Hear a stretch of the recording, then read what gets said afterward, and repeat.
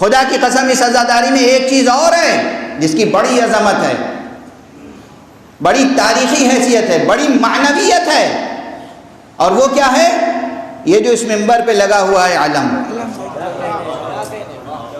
چند جملے آج اس علم کے لیے بھی عرض کر لوں۔ خدا جزائے خیر عطا فرمائے ہمارے ان بزرگوں کو جنہوں نے اس علم کو اس شکل میں محفوظ رکھا ہے۔ اس مجمع میں تاریخی شعور رکھنے والے لوگ بیٹھے ہوئے ہیں، ادبی ذوق رکھنے والے بیٹھے ہوئے ہیں، سماجی شعور رکھنے والے بیٹھے ہوئے ہیں، تہذیب شناس لوگ موجود ہوں گے جنہوں نے یونیورسٹیز میں سوشیولوجی اور ہسٹری ان چیزوں کا مطالعہ کیا ہوگا۔ دیکھیے تہذیب، ثقافت، کلچر، سویلائزیشن، اس کے پیچھے روح ہوتی ہے، معنویت ہوتی ہے، حقیقت ہوتی ہے، نظریہ ہوتا ہے، علمی حقائق ہوتے ہیں، لیکن یہ تمام چیزیں کچھ علامتوں میں مجسم ہو جاتے ہیں۔ سبحان اللہ، سبحان اللہ۔ کچھ علامتوں میں کچھ سمبلز ہوتے ہیں، کچھ پیکر ہوتے ہیں، کچھ علامتیں ہوتی ہیں جن میں وہ نظریے، وہ حقیقتیں، وہ اسپرٹ مجسم ہو جاتی ہے۔ ایک مرتبہ ایک صاحب نے میرے سامنے اعتراض کیا کہ بھائی، وہ میرے سامنے تشریف فرما تھے، اور انہوں نے اعتراض کیا کہ بھائی یہ علم کی شکل جو ہے یہ تو ہم نے مثلاً غیروں سے لی ہے۔ میں نے کہا قبلہ و کعبہ، آپ اس علم کی تاریخ سے اس کا مطلب واقف نہیں ہیں۔ جب تک پوری تحقیق نہ کر لیں اس وقت تک لب کشائی نہ کیجیے۔ جب تک تحقیق نہ کر لیجیے لب کشائی نہ کیجیے۔ جوانان عزیز، بزرگان محترم، تاریخ اور تہذیب اور ثقافت اور سماجیات کا شعور رکھنے والے یہ مطلب آج لے کر ہدیے کے طور پر جائیں گے۔ جس طرح کل میں نے منبر کی عظمت کے متعلق عرض کیا تھا، یہ علم عظیم ایک میراث ہے، یہ بھی میراث اسلام ہے، یہ بھی میراث توحید ہے، یہ بھی میراث ختم نبوت ہے، یہ بھی میراث ولایت ہے۔ یہ علم پیغمبر اکرم صلی اللہ علیہ وآلہ وسلم نے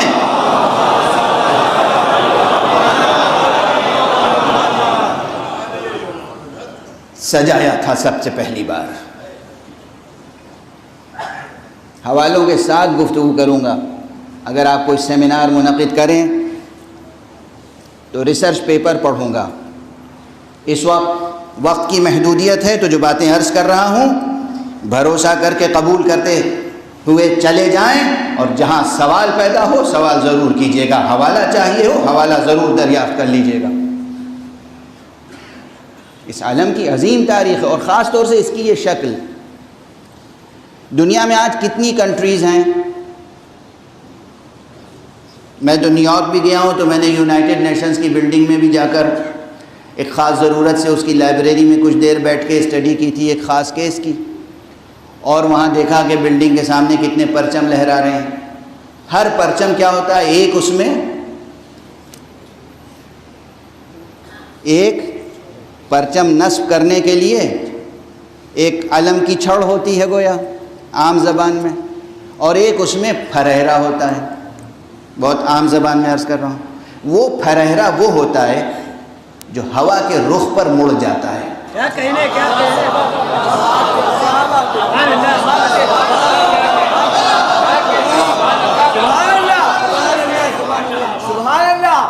دنیا میں جتنی کنٹریز ہیں سب کا پرچم اس طرح ہوتا ہے کہ وہ جدھر ہوا چل رہی ہو ادھر مڑ جاتا ہے۔ یہ جو خاص پرچم ہے یہ اس طرح ہوتا ہے، ہوا آ کے ٹکرائے تو بکھر جائے۔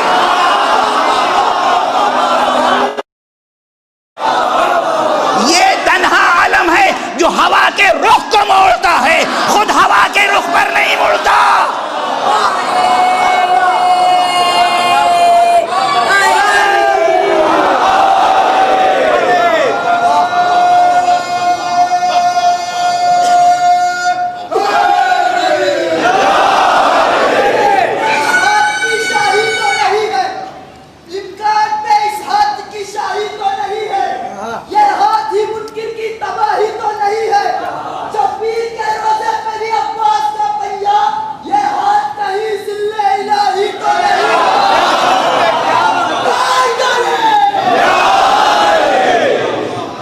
بچوں جوانوں جو ہائی اسکول پاس کرتے ہیں بلکہ اس سے بھی پہلے، تو وہ سیوکس وغیرہ کی کلاس میں، ہسٹری کی کلاس میں دنیا کے بڑے بڑے اور پہچانوایا جاتا ہے یہ رنگ اور یہ شکل اور یہ فلاں کنٹری کا. اور بھائی جنرل نالج کے بہت سے پیپرز ہوتے ہیں، جو لوگ IAS IPS یہ کمپٹیشن میں بیٹھتے ہیں، یعنی چھوٹی کلاس سے لے کے بڑی کلاس تک ہر جگہ دنیا کے پرچموں کی شناخت بھی کرائی جاتی ہے نا.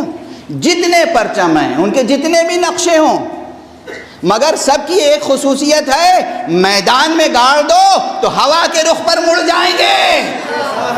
یہ واحد پرچم ہے کہ سامنے لے کے کھڑے ہو جاؤ تو ہوا ٹکرا کے بکھر جائے گی، یہ ہوا کے رخ پر نہیں مڑے گا.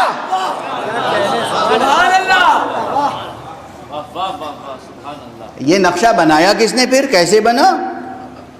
اس کی تاریخ کیا ہے، ہسٹری کیا ہے، اتہاس کیا ہے کچھ ثبوت یا یوں ہی عرض کر رہا ہوں؟ پہلے تو ایک وجدانی بات ہے جو سامنے نظر آ رہی ہے، اس پہ غور کیجئے. کیا بات ہے؟ اس کی شبیہ کسی کنٹری کا کوئی پرچم ہے، کوئی فلیگ ہے؟ کیا کہنے بھائی. اور وہ بات جو پہلے عرض کر چکا ہوں وہ حالانکہ دوبارہ عرض کی جا سکتی ہے، لیکن مجھے عموماً اپنا جملہ بھی دہرانے میں بہت زیادہ تکلف ہوتا ہے، کوشش کرتا ہوں نہ دہراؤں. لیکن اب عرض کر رہا ہوں چونکہ اس مجمع میں نہیں عرض کیا تھا، کہیں اور عرض کیا تھا کہ ایک تو یہ اس پرچم کی خصوصیت ہے، کسی کنٹری کا کوئی پرچم آپ کسی دوسری کنٹری میں اٹھا سکتے ہیں؟ کیا کہنے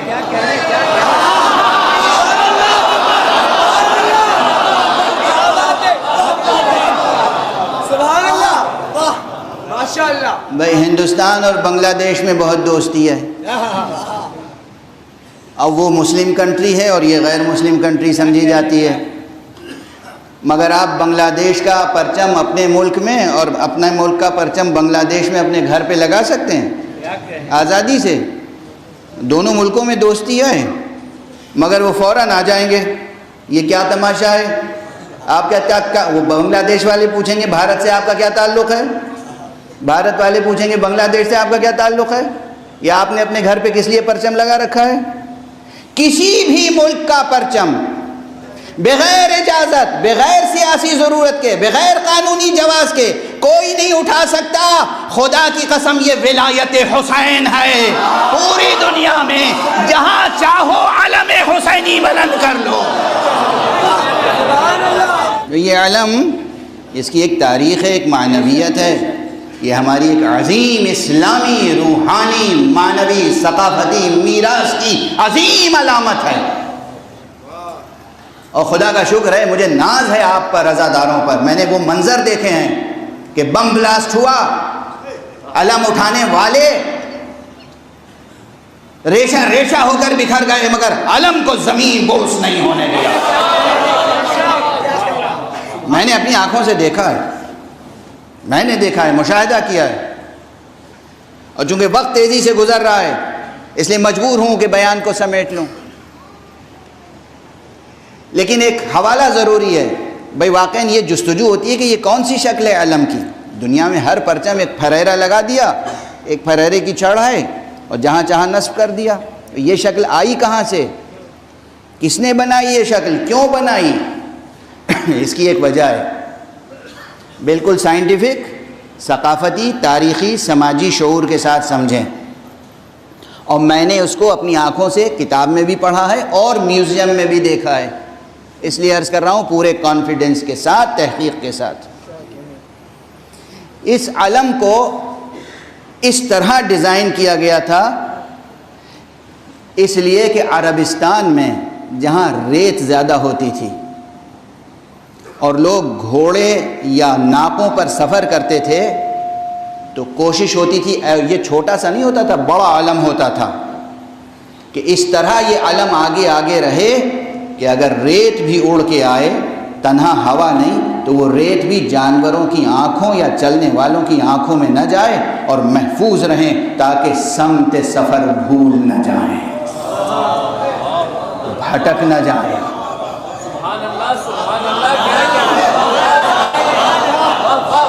نہ ہوا آ کر رخ موڑ سکے، نہ آنکھوں میں گرد اور اس طرح اس کو ایک بڑا سا علم ہوتا تھا. علم کے لیے عربی زبان میں کئی الفاظ ہیں. علم، لواء، رایت، بند، بیرق اور بہت سے کلمات ہیں، سب عربی زبان میں مستعمل ہیں. لیکن 3 الفاظ ایسے ہیں جو اصیل عربی ہیں. علم، عین سے علم، الف سے علم نہیں. علم اور رعیت اور لواء. اب وقت ہوتا میرے پاس تو ان تینوں کلمات کی تاریخ عرض کرتا اور حدیث سے شواہد پیش کرتا، لیکن ان تینوں کلمات میں سب حدیث میں آئے ہیں، لیکن ایک کلمہ خاص طور پر، اور وہ ہے رعیت. رعیت حضور صلی اللہ علیہ وآلہ وسلم نے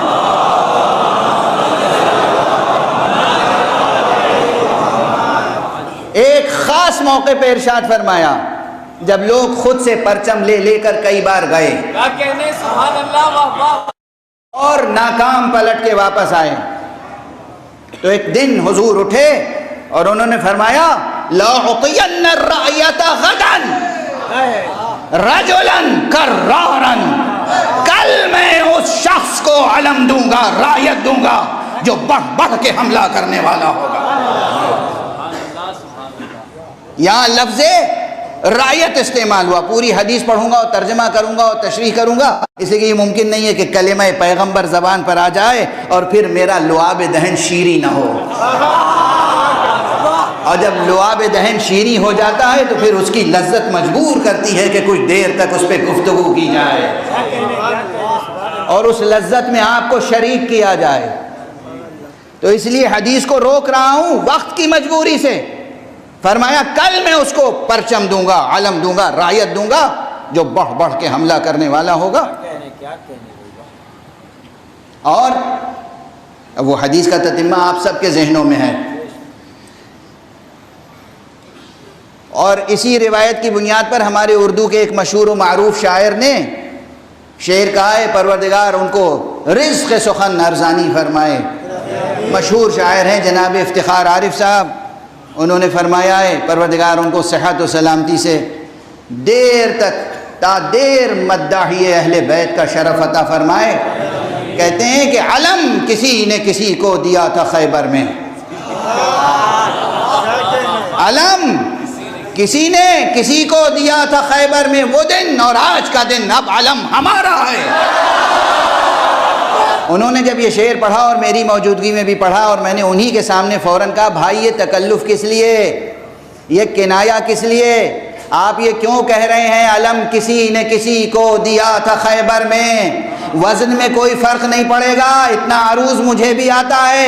صاف صاف کیوں نہیں کہتے علم نبی نے علی کو دیا تھا خیبر؟ صاف صاف کہیے علم نبی نے علی کو دیا تھا خیبر میں، وہ دن اور آج کا دن اب علم ہمارا ہے. تو اس علم کی ایک عظمت ہے، اسی لیے میں عرض کرتا ہوں، تفصیلی بیان سمیٹ رہا ہوں. یہ علم علم توحید ہے، یہی علم علم نبوت ہے، یہی علم علم نبوت و امامت و ولایت ہے، یہی علم علم کاروان شہادت بھی ہے.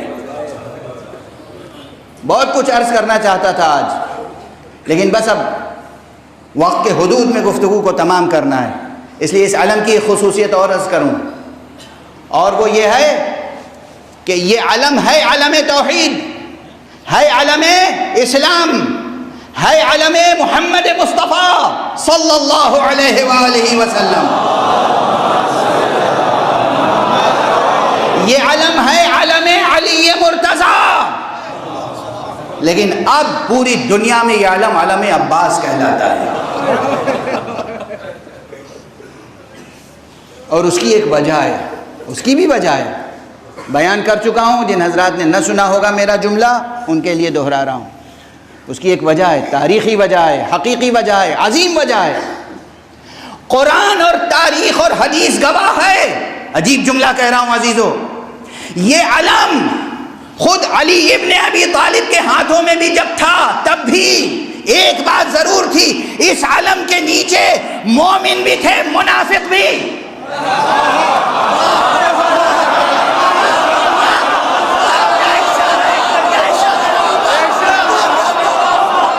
تاریخ گواہ ہے، مومن بھی تھے، مسلم بھی تھے، منافق بھی تھے۔ پیغمبر کے دور میں بھی، علی ابن ابی طالب کے دور میں صفین میں کیا ہوا؟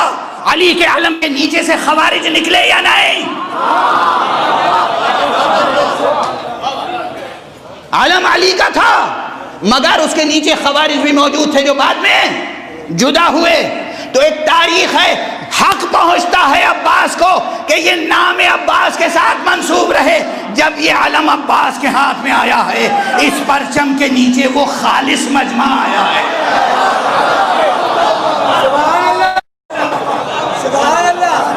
خدا کی قسم، جس کے ایمان کی قسم کھائی جا سکتی ہے، جس مجمع کے لیے آقا حسین نے کہا تھا مجھے ایسے اصحاب ملے، ایسے انصار ملے کہ ایسے اصحاب و انصار نہ میرے نانا کو ملے نہ میرے بابا کو۔